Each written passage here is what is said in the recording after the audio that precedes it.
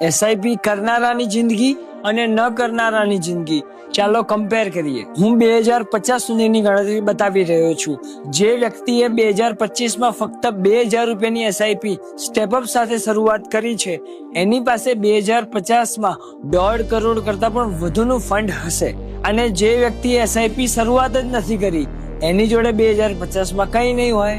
જે લોકો કહે છે કાલ કોણે જોઈ અને એસઆઈપી નથી કરતા એમની પાસે ભવિષ્યમાં કશું જ નહીં હોય. અને જે લોકો રેગ્યુલર એસઆઈપી કરતા હશે એમની પાસે રિટાયરમેન્ટ વખતે સારું એવું ફંડ હશે. જ્યારે તમારા દીકરાઓ કહેશે કે મોટી કોલેજમાં અભ્યાસ કરવો છે, પૈસા આપો, એ વખતે તમારે ક્યાંય પૈસા શોધવાની જરૂર નહીં પડે. તમારી જોડે ઓલરેડી એક મોટું ફંડ હશે જ જેનાથી તમે તમારા દીકરાની મદદ કરી શકો છો.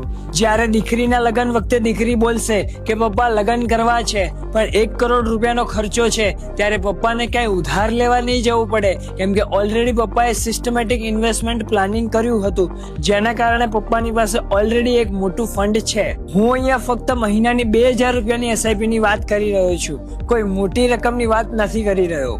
હવે મ્યુચ્યુઅલ ફંડ કયો પસંદ કરવો, કેટલી અમાઉન્ટ થી સ્ટાર્ટ કરવું, રિટાયરમેન્ટ નું પ્લાનિંગ કઈ રીતે કરવું, જો બધાની માહિતી તમારે જોઈતી હોય તો કોમેન્ટમાં લખો એસઆઈપી, બધી માહિતી તમને મળી જશે.